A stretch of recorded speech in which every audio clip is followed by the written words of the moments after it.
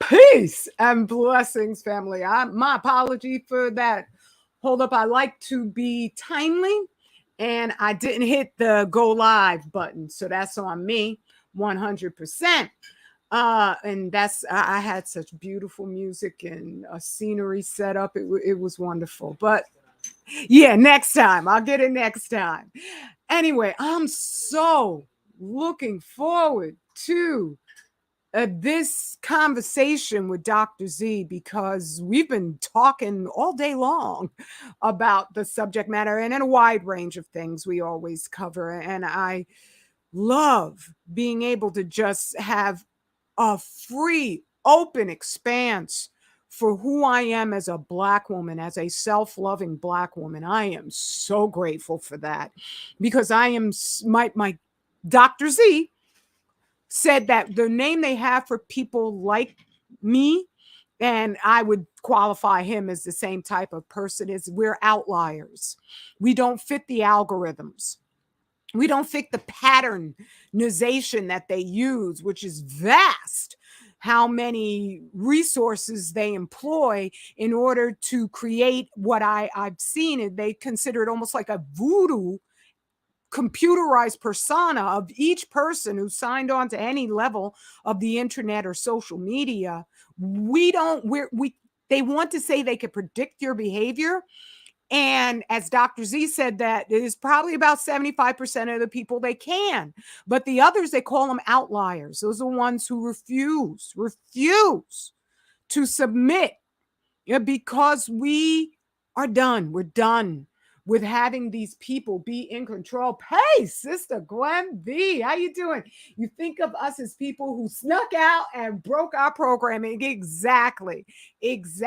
And that's what we're going to do today in terms of the Netflix movie, They Cloned Tyrone. There are things that I'm sure both of us are going to say that might not sit well with the 75%. That I think overall, even with between me and Dr. Z, we may not even always agree with each other. It's thank you so much, beloved. Old Reliable. I love Old Reliable. Thank you for those birthday greetings. Don't anybody say happy birthday because that'll take way too much time. I know everybody wishes me happy birthday. I've had enough of them. That I know that. And we're here for the specific topic. Peace, beloved sister Oliala's Cadence. How you doing, Queen? And so, yes, we don't fit the programming. We never want to fit the programming. We work tirelessly to figure out their programming. And I know that they put that as part of their calculations. However, you can tell. And that's one of the things that I loved about They Cloned Tyrone, is because I could see it's like a benchmark, not necessarily a good one. I'm not giving it rave reviews like everybody's just like, salivating sycophants over it, like it's the greatest entertainment thing ever. And it's not, but it was serviceable. But it is a benchmark that proves a lot of us are escaping the programming and how easy it is to do that when you simply love the truth. You're not seeking the extermination of the entire planet, and most people don't even know about that, but self-love.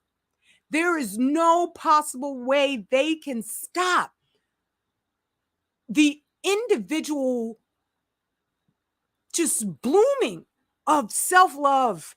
Where I had said in a comment once that I remember when I realized I just wanted to love my own natural hair. It had been after a rainstorm and I'd had a weave up on my head, turned into another rat nest. I don't know how many times before that happened. Black women, and you can't be out in the rain. And I just said, you know what? I want to be out in the rain and I don't want to have to worry about it. Right now, I got curls up in my hair, my locks, but at the same time, I could be out in the rain and I'll look fantastic. I know how to rig it up so that it flatters my features. And that's what I wanted. I don't want to be sutured to this society so that I need a factory making creamy crack. Otherwise, I can't exist without it. They're like, what kind of natural is that? What kind of just child of God is that? And so I'm like, how can they stop that? They can't. So peace, brother. Peace. Let's get down to brass tacks. All right. Movie sucked. Let's keep it real. Garbage, man. The movie's garbage, bro. I don't care what niggas say about this. The movie garbage, bro. Oh. Now I'm gonna give you my unbiased opinion. So, I mean, if you just want to know movie trash, then you can just keep it moving down. End of subject matter. No, it's an interesting study. I mean, I'm in the movies, so I'm watching it with a different eye. I'm not, I'm not looking to learn nothing from it specifically. You know what I'm saying? Like I see a lot of people analyzing it, talking about how deep it was, and I feel sorry for you if you're looking for movies to give you insight into what's going on in society today. Ooh. You are in bad shape. You're going to stay behind the curve. You're going to stay lost. You're going to stay trying to catch up. All right? They didn't really make a decent Vietnam movie till like 5-6 years after Vietnam was over. Oh. All right? Apocalypse Now came out like 77. Okay. Yeah. So I mean, come on. You can't be relying on this Hollywood to keep you up to date about what the hell's going on around here. Yeah, because that's not their job. That ain't their job. It's like their job is to keep you in slumber. All right. And their job is to obfuscate, if anything. And this movie is a great obfuscation. Yes. All right. They're going to obfuscate. You know what I'm saying? No, they're going to make it. They're going to make it nebulous. They're going to make it less clear for you, not more clear. They're going to make it less clear. They're going to fog up the mirror for you. That's their design, to fog up the mirror, add all these other variables in it to make you understand, what's going on. I mean, and I look at the movie, the whole thing. To me, I didn't enjoy it because I don't think it was written very well. There was just so many plot holes. They just just so many plot holes and errors. Like they didn't string it together properly for me as a movie. You know what I'm saying? And remember, you go to the movies and you should be able to suspend belief. Right. That's what the movie designed for you. So you can suspend belief. And you relate to the character. Exactly. In other words, you can take it out of this reality that you're in, but you can go into cinema, and you can see another reality. You know what I'm saying? Mm-hmm. That doesn't disturb this reality. You know what I mean? Right. Or to separate you from this reality. So you don't remember you're watching a movie. Exactly. You can get lost in the movie, right? Mm-hmm. You know what I'm saying? Now, somebody that watches movies, they're not going to get lost in this movie because there's just so much inconsistency to it. It's like, it's not put together well enough to keep you on the string, to keep me on the string. You know what I mean? So I'm like, I can stop watching for a half hour, come back and know what the damn plot is. Yes, and you did sometimes. You walked know what away. I'm saying? So I was like, okay. I ain't even going to pause it. Yeah, just don't worry about it. I ain't going to get lost. Because there ain't nothing to get lost. Right. They ain't going to get lost. You know what I'm saying? Mm-hmm. So for me, cinematically, it was all right. But I didn't like, there were very few daytime scenes. You really didn't get a feel for whatever environment they were in. You know what I'm saying? You couldn't feel what city we're in. You couldn't get a feel for what time it was. So those are all mistakes to me.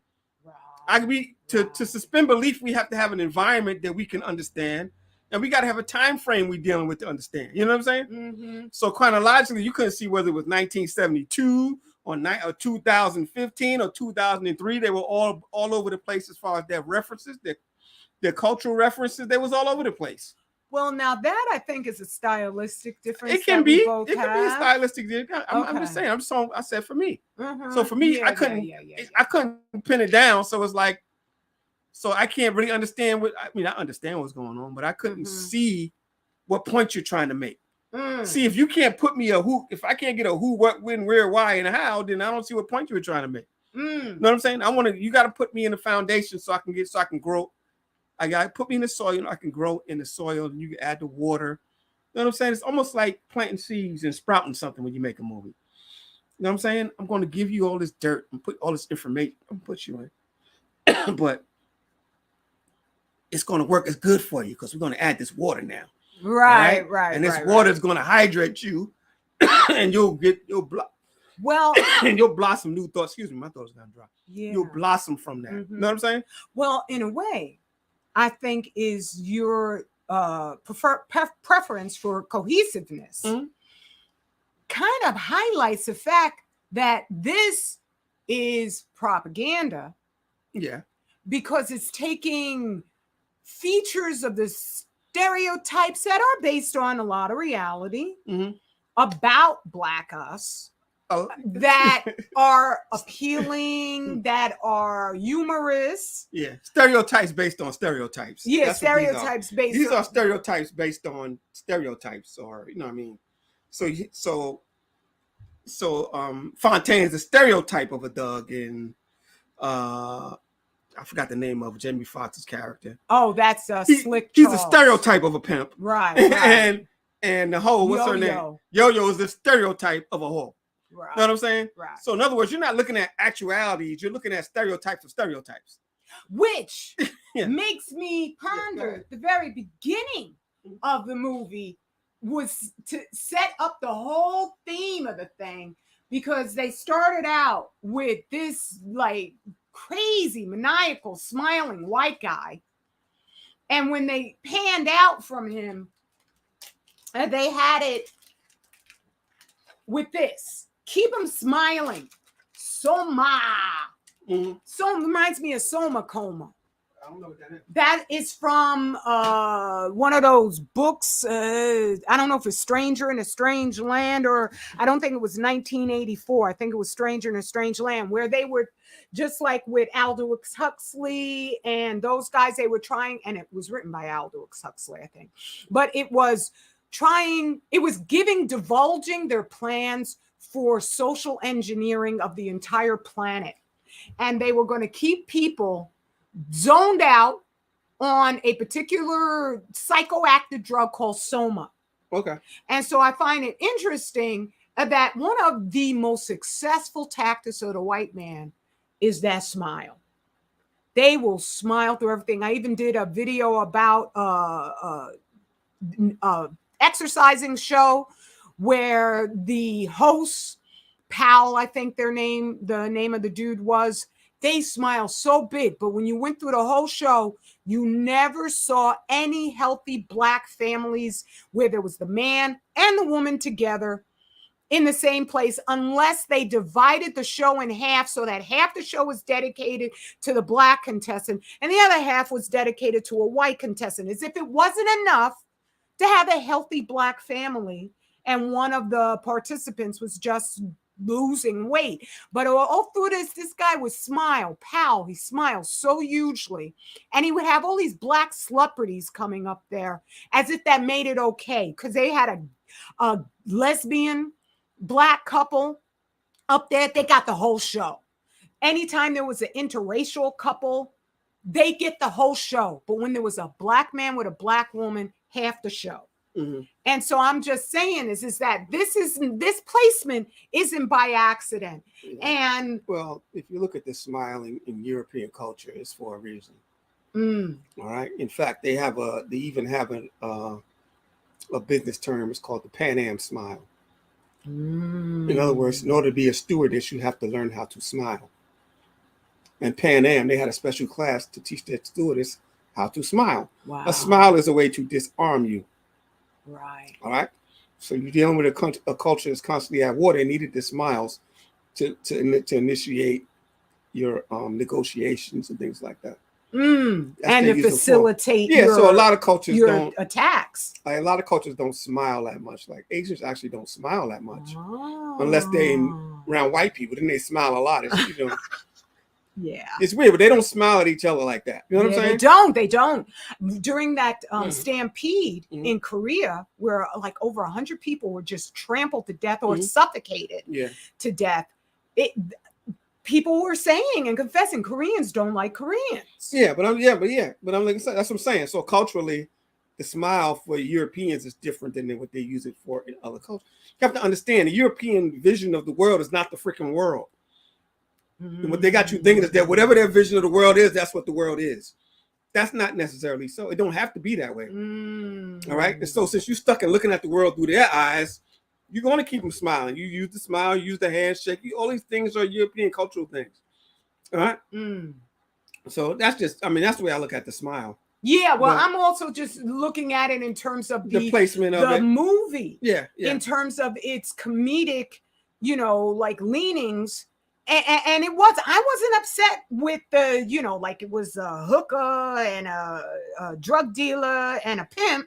I wasn't, because those are actual people who live lives, even though, yes, I know I'm looking at your facial expression right now. Right, but yeah, I'm just saying in terms of no one is that exaggerated, but it was comedic. It's meant to hearken into the quote unquote blaxploitation era. Yes, exactly. So, I mean, it's full of symbolism. The movie's full of symbolism. True.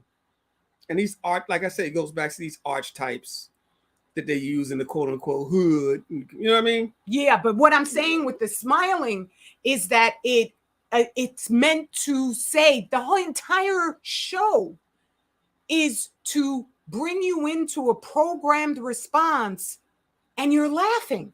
When I went and read people's comments about the show, it was just relentlessly positive. Nobody saw any, and it wasn't really funny either. It wasn't. I don't. It wasn't like a funny movie. I mean, it had some humorous parts, but it wasn't no laugh out loud funny moments in it. Exactly. It was it was cute. Like I would say, it was cute. Was it great? No, it was cute. And I was saying that, like, that claymation that Eddie Murphy did, the PJs. The PJs, yeah. I love the PJs. Yeah, because it was intelligent. See? It was intelligent humor. Right. See, the good humor is intelligent. You know what I'm saying? To be a comedian, you have to have intelligence. Dummies can't be good comedians. So that's why they got a lot of dumb comedians in front of you now, because they keep you dumb. Right. So they make the comedy dumb to keep you dumb. Comedy is supposed to be intelligent and insightful and give you a better perspective on what's going on today. And that's the problem. They don't want us knowing what's going on today. Like I said. And so they are very, very limited in what they can showcase. And that's why when I first started watching this with you, I just thought the stereotypical characters were glaring because they were trying to make up for the fact that they could not tell you but so much truth through this. And if you are even writing a comedy, like you said, you write it with intelligence and you're not fearful. I know it's supposed to be like sci-fi, speculative fiction, but at the same time, one of the glaring things, there were so many glaring inequities. Like, you know, when we first run across Yo-Yo, it's in a dark, seedy apartment. It's all very dark. The whole movie is dark. The whole movie is dark, but at the same time, I'm just like, this is meant to not showcase the attractiveness of the Black woman, even though Tiana Paris is a very beautiful woman.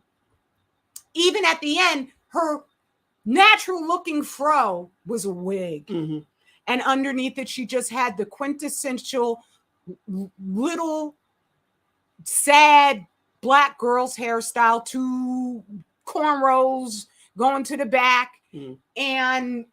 But the first introduction to her is not one to, you know, men tend to take that first impression very seriously. So she's not taken seriously. And to me, that's huge in a film, is if you aren't going to highlight Black love in any way, where I got to go back to this one right here. Where is it? No, it's not that one. Where he was the alpha male. Fontaine was the alpha male, and I hate even using that term. Alpha male in that term? No, I think that those are Greek terms. I mean, even in this movie, you think she's sitting in front with him. I understand what you're saying. Slick Charles ain't driving. I understand what you're saying. You think? No, I'm not saying he was. Was he an alpha male character? Okay, answer. Okay, yeah. He was not portrayed as the alpha character because he didn't come up with the plan. And by the way, spoiler alert, he didn't come up with the plan. Call him the lead. Yeah, but he was definitively the lead of the movie because this little dude dressed in like candy cane purple coat Yeah. And his little snub nose gold 38. He wearing them Greek colors. Yeah, he was Greek colors. Well, and Fontaine. Was it Alpha with him? Yeah, he's actually got the real gun. Mm-hmm. And she's sitting up in the front seat with him. But how does he become the love interest at the end? How did they wind up hooking? And this is what I want to say. I know Fontaine is a empty-minded shell, but at the same time, I'm saying, imagine if that were Brad Pitt playing. I understand your concept. Yeah, that's what I'm saying. But every whole love they pimp. So I mean, it's no. But that's the story is manipulated. The writer is the god. He could write it any way he wants. I'm not arguing with that. I'm just saying. I'm saying it's on purpose. It's more the same. Where Black love, us being tender towards each other, us being awed by each other, being awed by the man, is strictly forbidden. Yeah, well, there ain't none of that in this movie. Yes, that's what I'm saying. This movie, there's none of that in any of the movies. No, ain't none of that in this movie. This is not that type of movie at all. None of them are. That's what I'm saying. It's like just relentlessly. If you see Black people in love with anybody, it's going to be a white person or it's going to be the same sex. That's it. Which is the ones where you see, and also it's going to be a booty call. If they get together, it's just going to be a booty call. Like I said, that's Hollywood, though.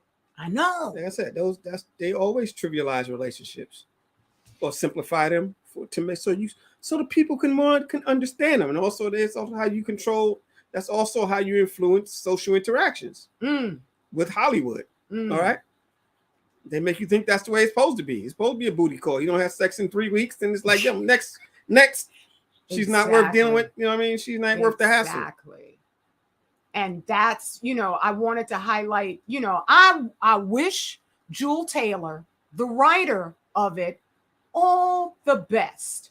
But I'm just saying they're presenting him up here with all the brothers, like he hanging like that. Bro. And I'm just saying, I need to finish. What I'm saying is that that's not who he actually is about.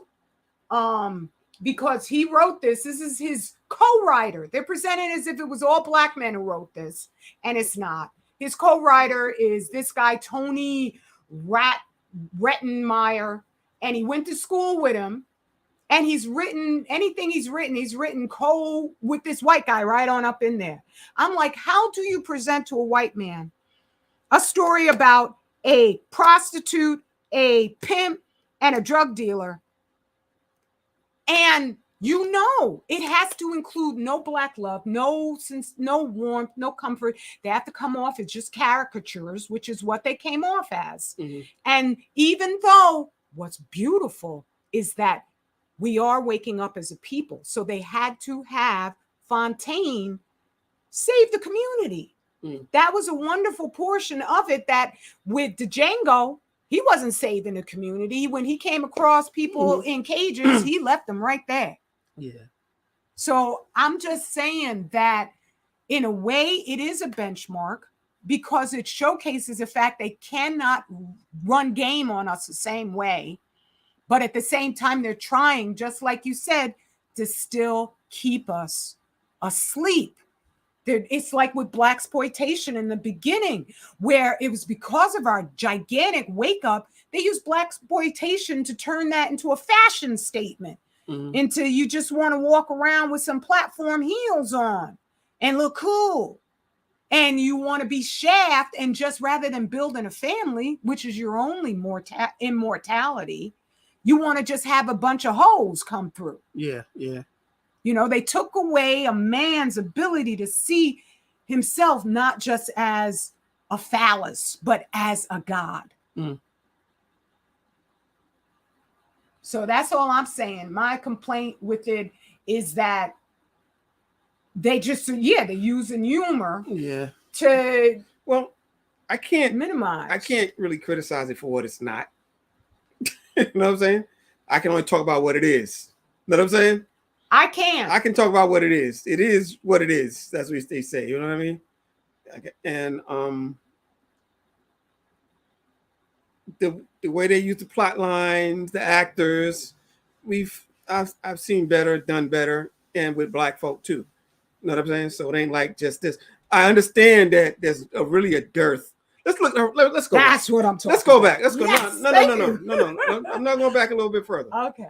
We got to look at the whole Hollywood process. How movies are made. How movies are selected to be made. All right. So it's not like they have to be paid for. All right.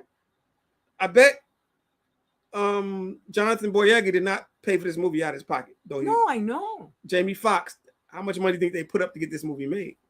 They're producers. Producers don't mean that they're bankrollers. All right. They have to go to the distributor movie companies and get a budget, put these things together. They have to go through a green light process. They have to look at the scripts. They have to decide what's going to go, what's not going to go. You know what I mean? It's a whole process they go through before you even get to start shooting a movie. All right. So if you look at this, there used to be a TV show called Project Greenlight that was on, I think it was HBO or whatever. They talk about what you got to go through to get a movie. You know what I'm saying? They were showing all the meetings and all the rewrites and all the stuff they had to go through. It's a big process. It's a big process that goes through that before it gets to the shooting process, let alone get on the screen. So the problem is there's a specific process. Is we ain't paying for no movie, so you don't get a movie you want. But there's a specific process for us. Yeah, get it cheap. No, get it's it not done. Get it cheap. No, this get it with no black love, no warmth, no tenderness whatsoever. There's a difference. I'm not saying I'm going to Hollywood expecting them to change it. Yeah. That's why even though I almost hate writing, I force myself to write because I'm done.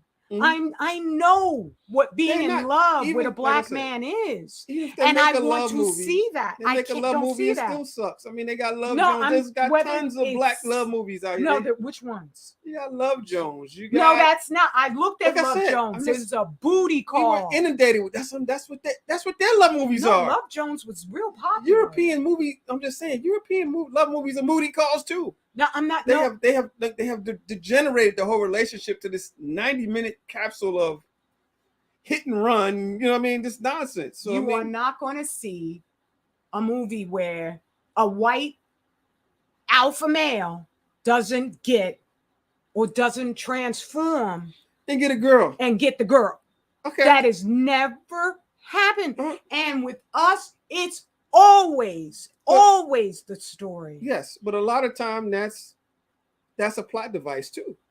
Those are plot devices too. I don't think it's so benign. I don't think it's like they're like, black people, we treat them just like the white people. No, you can't show me that. I'm just saying those are plot devices too. The whole I mean, these are all plot devices. Whether they're plot devices or not, you would not see that for a A-lister white male actor. It just would never happen. It would never happen. Okay. They're always going to be the man's man, not, I can't figure it out. And they had so many scenes with the dude just collapsed in tears. Yeah. And I would emo. Yeah, yes, Fontaine was emo. He was super emo, and that's the state of mind they want you in. Yeah, black men in. They want all men like that. But they only show. They're not going to show an A-lister white male who can't even come up with a plan. He didn't come up with the plan. Slick Charles. Like I said, there were so many defects in the movie that it's ridiculous. But I don't think it was if you defects, want to, like, it was even on purpose. It's possible. Like I said, it's possible because it's weak. The whole thing was weak. That's why I said the movie was garbage. I mean, it wasn't worth nothing to me because it didn't have nothing in it that inspired me to do anything. You know what I'm saying? But I'm different when it comes to movies. So I didn't see nothing in it. I'm not gonna watch it again because it ain't worth watching again. I didn't see nothing in it that was that deep. But as a movie goes, and you have your archetypes of the lead and the girl and the hero and all that stuff like that. Yes, they didn't have those generally. They were all flawed. They were all pretty weak. Yes. All right. They were all pretty weak. Mm-hmm. All right. Jonathan Boyega, who did a movie you should watch, Attack the Block. Attack the Block. That was which you want to watch him play. If you want to watch him in Attack the Block. And you can see how you're supposed to hit this, how this could be done. Know what I'm saying? And that's not an you have your heroes and you got those traditional things you're looking for in the movie. That was in that movie. You know what I mean? How they could take a dude and they also I want to go into Attack the Block. You should just watch it, really. But what it really shows that even in the hood, the mentality of, they call it mother wit or street knowledge or these things right here. These characteristics are intelligence. Don't get it twisted. These are intelligent characteristics. No, they don't encompass what you would call the traditional learning development of a school system, but they are the learning and development of a society. You know what I'm saying? So he learned in the society. This is an individual in Attack the Block who was a street dude, saw the problem, found out a solution, executed the plan, solved the problem, saved the community. That's what I'm saying. All right. So that was all in Attack the Block. Yes, it was. And he did it already. So he should have seen this man, Jonathan Boyega, who's on the screen right now, knows what a movie's supposed to be like. So he knows what it's supposed to look like already. He also knows how to get his paycheck signed. Yeah, they got that's right. And so this is the only thing they would ever offer him. They will never outdo for his career Attack the Block. That movie will never ever happen where he actually, what is the purpose of a man but to increase his echo? And that means family. Yes. That means connecting. And I know when it comes to you, I would never in a million years see you face a dilemma and the first response is to collapse in tears. Yeah. Well, that would never happen. Like I said, big old tough gangster dude with a gun collapsing in tears. Like, nigga, what's going on here, bro? That's all I'm trying to say is it's not accidental. This is silly programming. Listen, it's silly. It's silly. And it's bad writing and bad cinema. That's what it is. Because it's been done umpteen times before. So now you're gonna try to break something that works with this nonsense? Yeah. It's not actually bad writing. No. This is what bad. they Time want. out. This is bad writing and bad directing. Yes, in this movie. All right. No, don't go there. It's bad writing and bad directing. All right. And ain't no mark, and you can't cover that up. I can see it all through the movie. And bad editing. I don't know who the editor is. They need to be shot. Right. You know what I'm saying? Don't say that. He didn't mean that. Because Netflix has done better. He meant that as a joke. Because Netflix has done better. Because it's like, dude, this is like weak all over the place. All right, but they passed on a lot of weak shit. But here's the issue: it's weak, but it's cheap, and it gets views. So they're gonna make 1,000 more of these who clone Tyrone type movies, guaranteed. Because they don't cost much to make. There was no CGI in the whole movie. None, not at all. Even the scientific sets was pulled from some old NASA. Looked like it was 1962.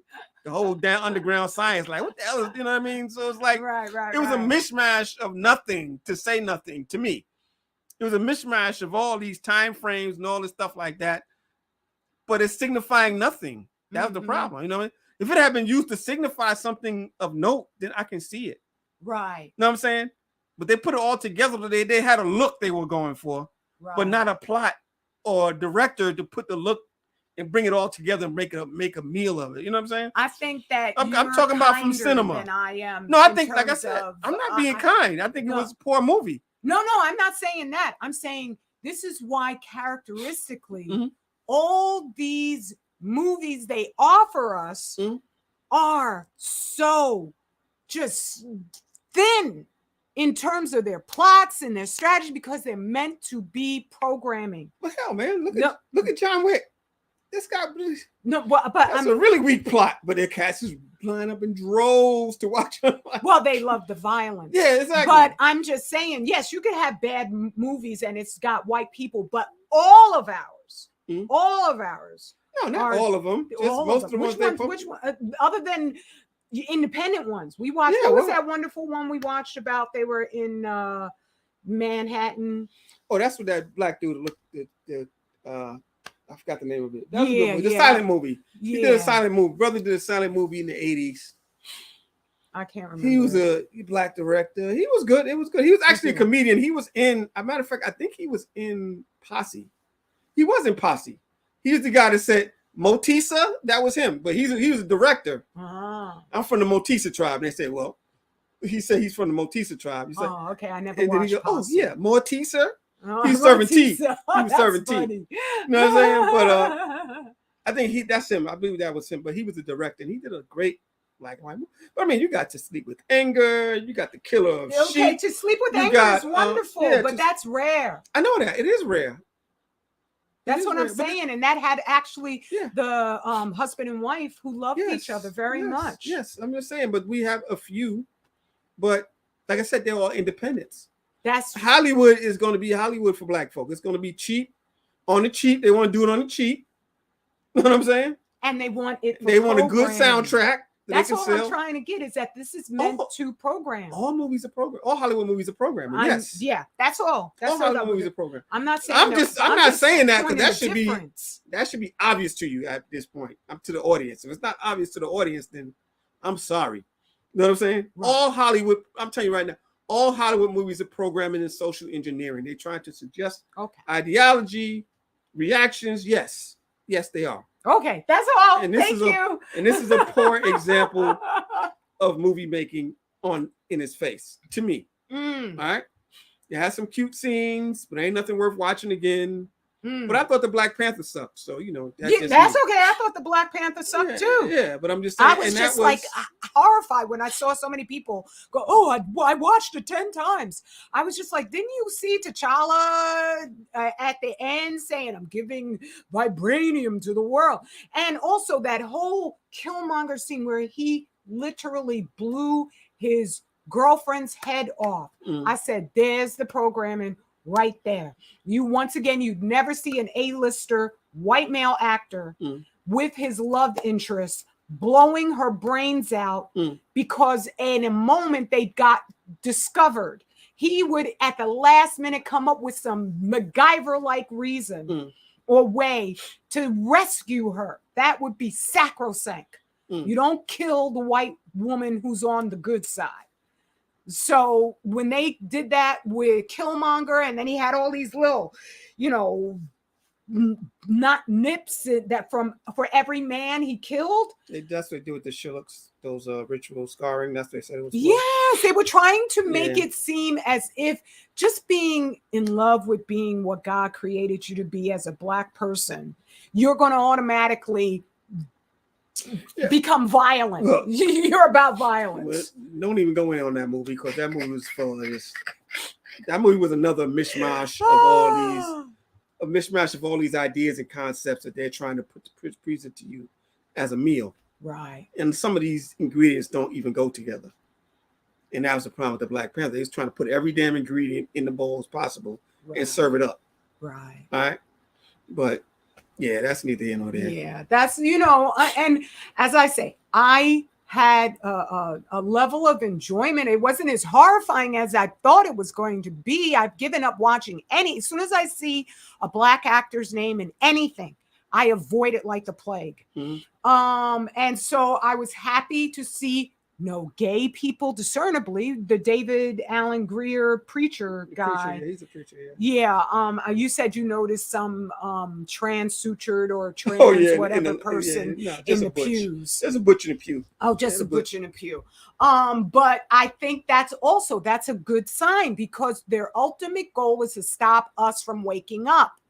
And enough of us are sick to death of the homosexualization of the black man, and then the masculization of the black woman. We're sick to death of that. And so they didn't put it in here because they wanted a large percentage of us to watch. And so I was just, look, whatever can get it so that I don't have to be insulted. Like I was saying to Dr. Z earlier, when I go outside my door and I run miles around, I never see a single flamboyant gay person. I know probably anyone who might be spying on me now, they're going to have a flamboyant gay person move in across the street. I'm just saying, I don't know if it'll happen, but I never see that. But when you go and you watch these shows, you would think that's all we are. We're all silly Porter. And that's not the case. And a lot of us are more upset about it than even these white conservatives who have shut down Anheuser-Busch and Budweiser because of Dylan Mulvaney. Kudos to them. I'm glad for them. But we're the ones who they highlighted as so homophobic. And yet we're all silly Porter. We're all friggin' what's the one who was on The New Black is Orange, with the chopped off. Oh yeah, I can't remember its name. But yeah, that's not who we are, and I think this is a benchmark proof that they're literally losing. They are, and that was another thing we discussed, which was that with me, I'm like realizing and making my soap. You had a brother that you sent a bar of soap to, and he said he had never washed with anything and gotten so clean before. And you said that's because it doesn't have all the other stuff in it. And so the soap can actually, it can actually be soap. And I'm not doing this as a plug. I'm just saying is that they're in trouble. As soon as we realize that our own who have a vested interest and a natural self-love will produce everything better for us, why would you ever want to go to these dudes for anything? They're going to lose. So they keep us heavily distracted, and they have to, just like with the original blaxploitation, they have to find a way to just rope us back in. And so I think that this was a difficult narrative because they don't know how to do that so well anymore. Yeah. Well, I guess the whole concept of, I don't know. I don't want to give it like spoilers. I mean, you can really go watch it. It ain't like I'll be spoiling nothing anyway, but I ain't got to go into all of that. It was cute. All right. If you want to watch this, you got Netflix. It's free. Go check it out. Yeah. But don't expect nothing earth-shattering or life-changing about it. You're not going to remember it the next day. You know what I'm saying? Unless you're really not into anything in movies like that. But it was cute. Yeah, that it was. It's a Netflix movie. It does. It qualifies as a Netflix movie. I can't remember. But go watch Attack the Block. Attack the Block. That's the one. Go watch Attack the Block. If you haven't seen Attack the Block. You want to see Jonathan Boyega be a hero, watch Attack the Block. That's the only movie you've been a hero in, right? Yeah, that's the only one. Everyone else, he was a cowering coward. Star Wars, it was ridiculous. Like, what are you doing to you, man?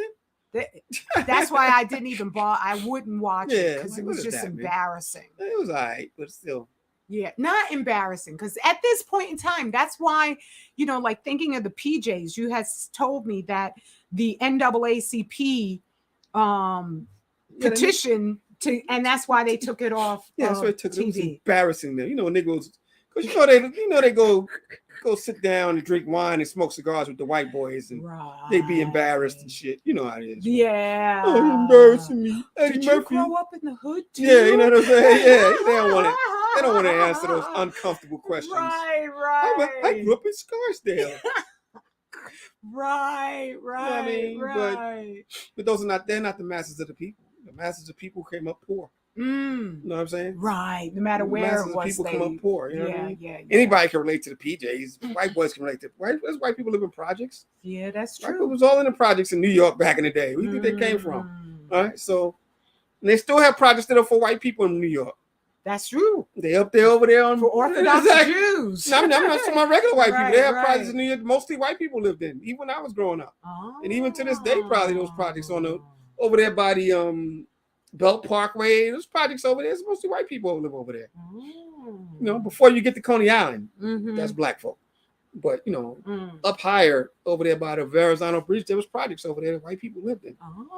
So okay, I didn't know that. And that was up. That's probably up till today. So white people live in projects, yes. So anybody can relate to the PJs if you've been poor. Yeah, I love the PJs. I really did. But that's intelligent comedy. Yeah. But then what I just meant is that I don't feel embarrassed about a single one of us because you're not in awe of white people or trying to hide yourself from white people. See, they're in awe of white people and what they've accomplished because they're trained that way. The education trains you to look up to white people. Right. The more college you go to, the more you're going to come out looking up to white people and trying to match up to what they're doing. Right. That's what it's designed to do. And that's what these, the Greek letter and the boule, they act like all of that, where it's a cultural it's a cultural imperative they put in you to measure yourself up with the white man. Stand up high and you know what I'm saying? Right. Whereas just like you were saying, there's a mother wit, there's just a street smarts that I noticed from early on. and I think it just runs circles around the average white person when they're around Black people who have no barriers on what they can say or think or anything, where they'll just juxtapose, like the rap. There you go. You can see it in the rap lyrics, where no matter, I'm sorry, but Eminem sucks. That's my general conclusion on the whole matter. And they're just trying to do a takeover so they can make themselves feel better by saying that he's the top. Top what? Exactly. He's not. His whole Eminem style is just white. And he sold a lot of records. They got to do with talent. Yeah. He's a rap white. That's always going to make money. White rapper that can rap. Come on, that's always going to make money. Right. How you think Kid Rock got started? He ain't rapping no more, but he was a white rapper. He was a rapper with the brothers. Yeah, I thought Vanilla Ice is better than Vanilla Ice. Eminem. He would. I mean, he one hit wonder. He was another. He wasn't a rapper like that. I think he was a studio invention. I think he was a studio invention. He was a performance. Yeah, he's a studio invention. You know, it wasn't organic. It wasn't like the Beastie Boys. Oh, the Beastie Boys. Yes, Sister Queen. I know. Yeah, I did like them. I had a couple it wasn't like the Beastie. It wasn't like First Base or even House of Pain. Right. Or what's that Irish? House of Pain. Oh, House of Pain. They did Jump Around. Yes, I enjoyed that one. Yeah. It wasn't organic like that. Vanilla Ice melted. Yes, he did. Yeah, but but when it comes to culture and expression,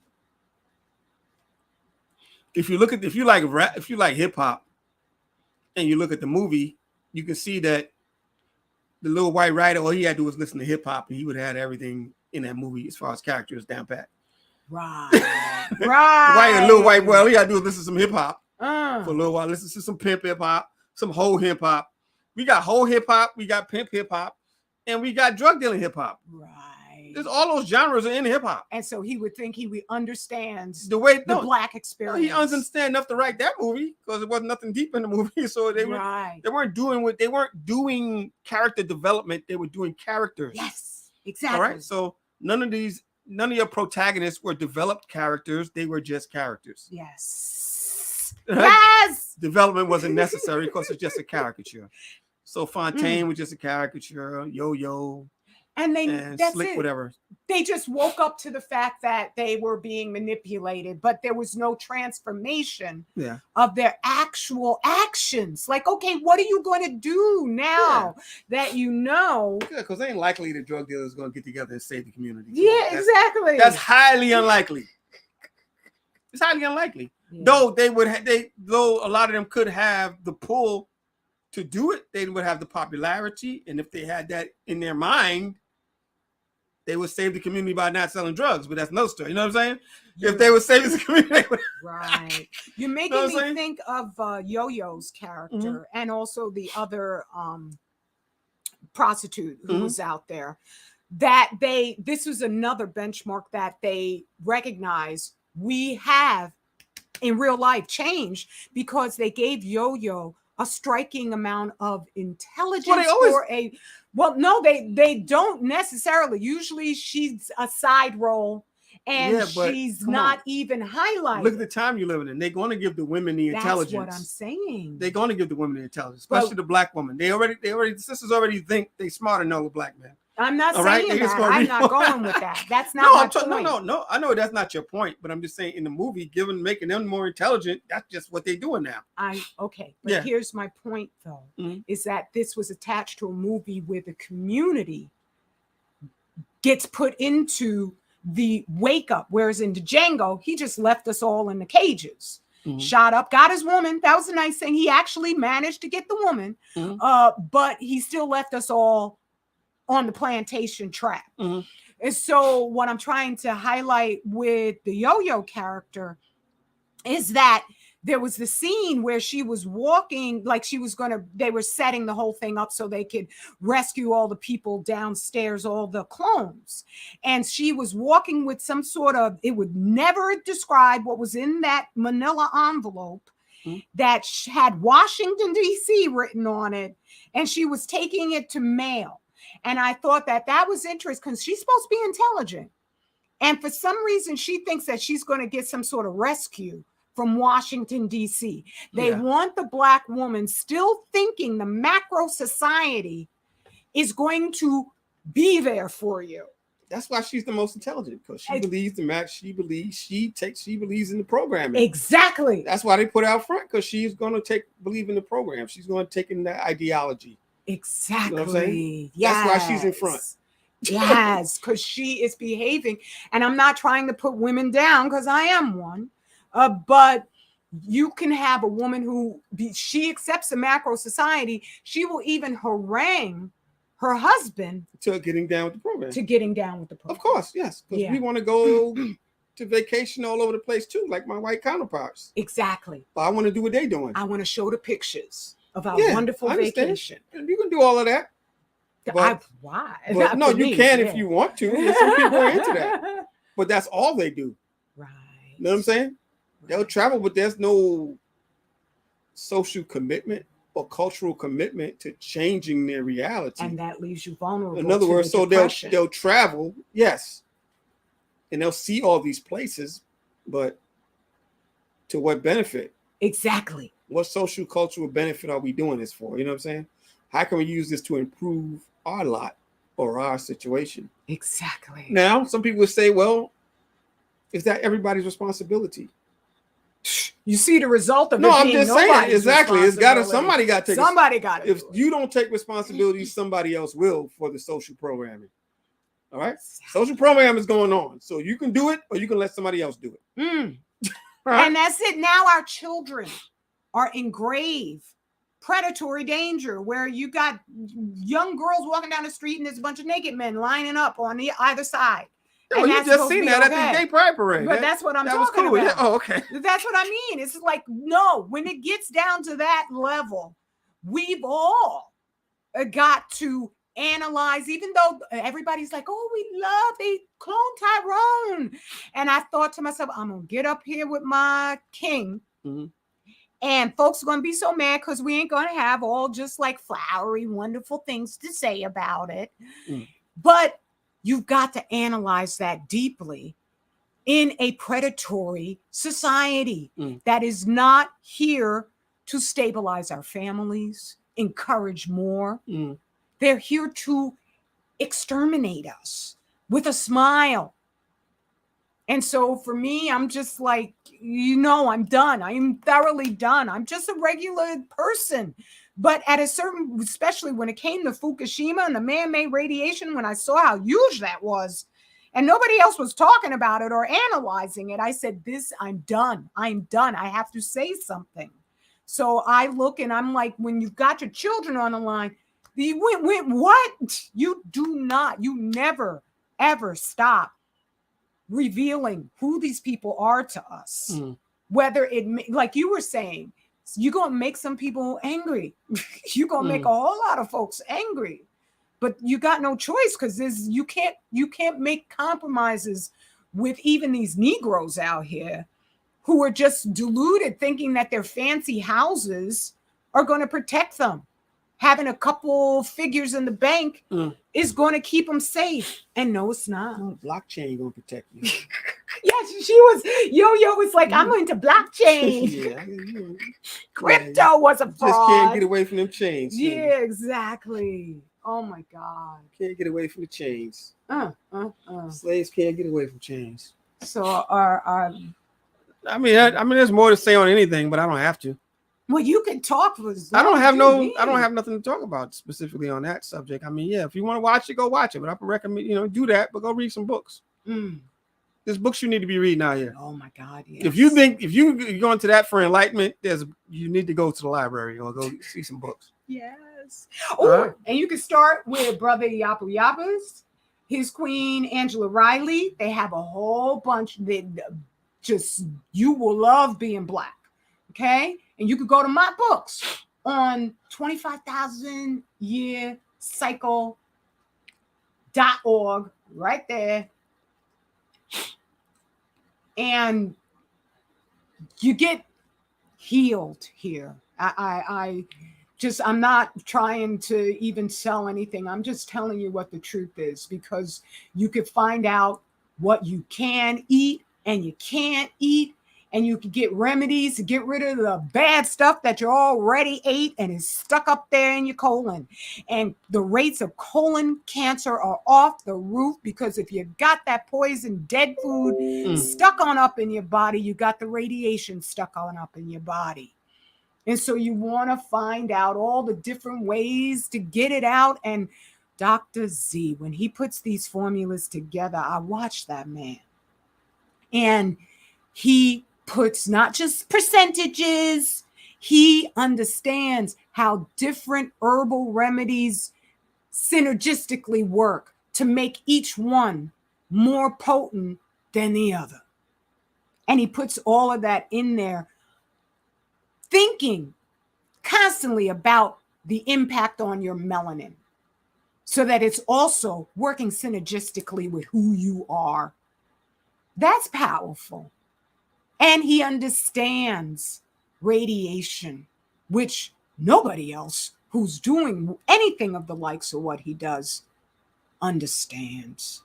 So I'm just like, this is the place you come, you get healed.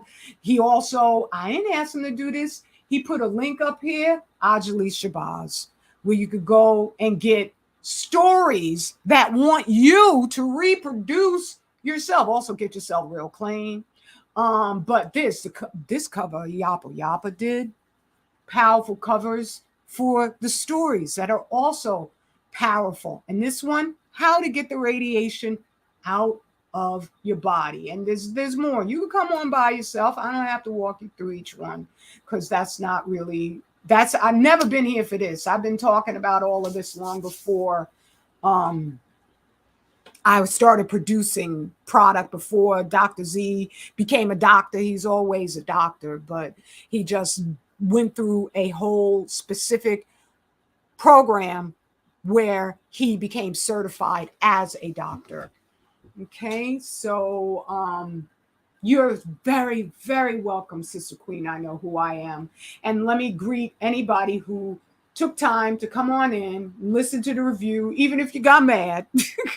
I thank you. We thank you for being here. So let me greet Sister Gwen B, Oyala, Cadence, and Brother Yapa, Eugene Braxton, America's most experienced mystic. Okay, I'm not going to talk about that right now. Brother Dason Productions, and Queen, I know who I am. Yes, you do, sister. Yes, you do. And beloved Brother Nano John, greetings to you. And Brother Jet Black and Dark Blue, I love your name. And General Mosquito. And let's see. I think that's about everybody. Coming up towards the end. Oh, Sister Dolly, shalom, beloved. How are you? It's good to see you. And if I miss anybody, my apologies, because sometimes I do that, and I don't intend to do that, but I do my best to try to catch everybody. Because you don't have to be here. You got lives to lead, and that's a wonderful thing. So you too, General Mosquito, enjoy the rest of the day. Oh, yes. I love the people who come to our channel, because you're just brilliant. You're all brilliant. You leave comments that are extraordinary. I learn and I grow from you. This is a mutual exchange. And anybody listening, your time isn't complete unless you read what other people say, because we're one people and we strengthen each other. That is what they fear. They don't want us to know that we've already won. So I'm done. I've said all I need to say. Peace, everybody. See you next time. Straight Black Family Pride.